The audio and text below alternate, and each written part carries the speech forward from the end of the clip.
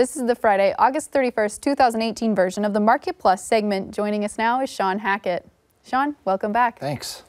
Shawn, let's start off here with some big news that could be breaking as early as this evening, Friday evening, with Brazilian politics. Walk me through some of what's going on down there and the decision that's going to be made. President Lula, or the prior President Lula, has been put in jail due to corruption charges. Yet the elections, which are coming up here in early October, he's actually leading in the polls. The people actually want him, but right now he's not allowed to run being in prison the way the laws are written. So they've been taking it to the Brazilian Supreme Court. Tonight, the Brazilian Supreme Court is going to decide whether or not he can in fact run or not. If he runs, his policies are considered very anti-business. And the real, which has been weakening for the better part of the last 4 or 5 months on the idea that that might happen, could really take it on the chin next week, causing further pressure on prices in the U.S. because of the huge exportation capabilities of Brazil grains. If they don't allow him to run, which means he's off the table and we have mainly pro-business leaders that could get in, the real, which rallied strongly today in the afternoon, could really take off. And when you run correlations between the Brazilian real and grain prices, you're looking at correlation coefficients north of 0.7, which means they're really important. They're really important relationships, and it could really put a fire under the grain markets that it hasn't had for quite some time. So we think that, not a lot of people really been talking about it that much because of all these other distractions, but we really think this could be a huge decision tonight and could help the grain markets along during harvest pressure season.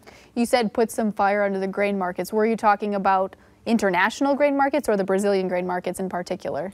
Well, the U.S. grain markets, because of the translational effects to the U.S. price. Grains have been pressured. Things like sugar and coffee have been pressured because when you have a real that's just falling apart, weakening day after day, you lose that value in the U.S. price, even if the price in Brazil is flat.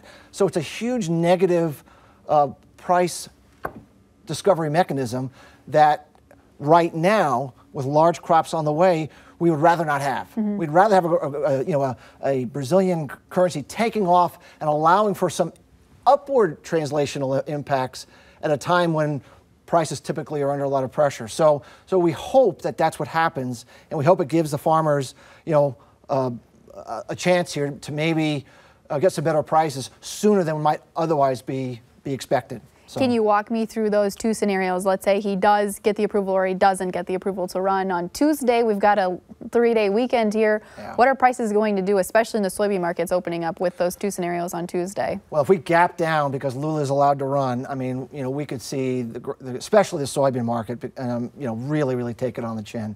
I mean, it wouldn't surprise me to see the soybean market be down 10, 20, easily. Maybe, it's a very negative thing to have that happen because it would not just be a short-term thing. It would be, a longer-term problem of how low does it go now?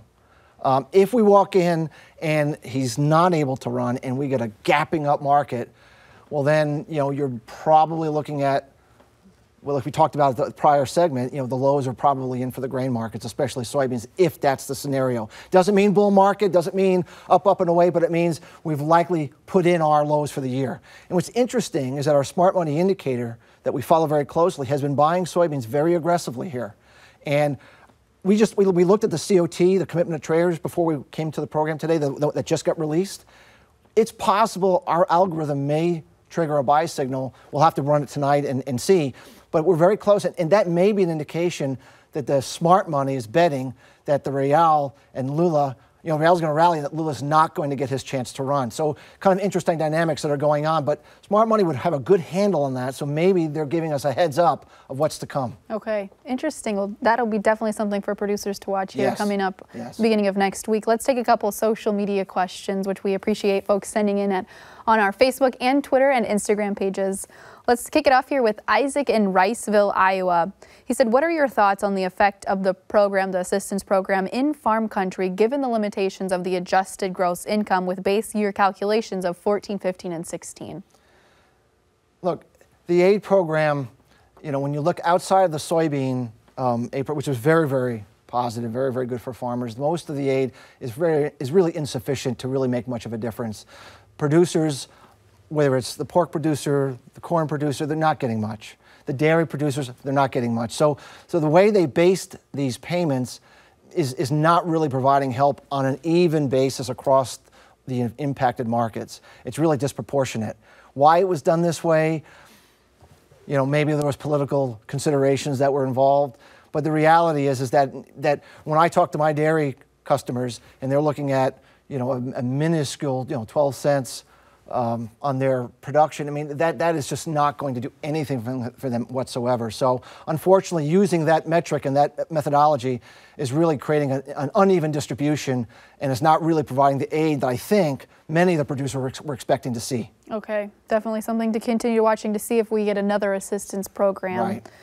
Another question here from Adam in Woodin, Iowa. 2019 corn inputs seem to be firming. Does the corn market need to buy acres before spring, or is an increase already a foregone conclusion?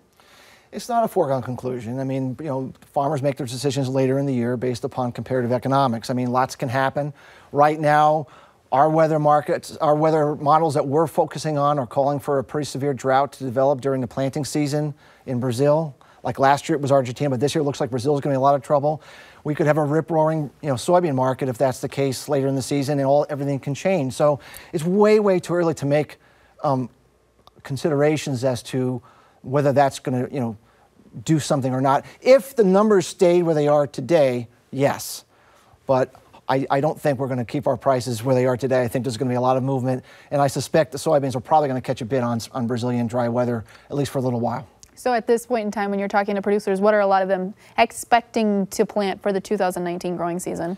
Well, I mean, generally speaking, I think with the payments that they've gotten, the expected payments they may still get, and the idea that if this trade war were to proliferate into next year, that they might get even more assistance, hard not to continue to plant soybeans. And then the yield's just off the charts. I mean, the higher the yields, the lower your cost of production. Inputs are less to put out there. I think the farmer is getting very comfortable with planting more soybeans. And right now, I don't think the farmer, the U.S. farmer, at this point, with the U.S. corn price being what it is going to change. Is going to change over corn right now, the way it stands. Okay, something to definitely also keep an eye on here. We've got a lot of uncertainty going on right now, Shawn. Yes. I tell you what. Nathan in Cedar Grove, his question for you is: if I have wheat left over yet, should I consider to take it in, or hold on to it for another month or so? 30 days is a very short period of time. You know, we try not to make 30-day predictions because it's very, very difficult. We are very, very bullish wheat beyond harvest pressure. We don't think selling wheat now is going to be a good idea. But if he has, you know, if it's a 30-day situation, I think the prospects are good that he might see better prices. If he has a 90-day horizon, I'm very comfortable he's going to see much higher prices.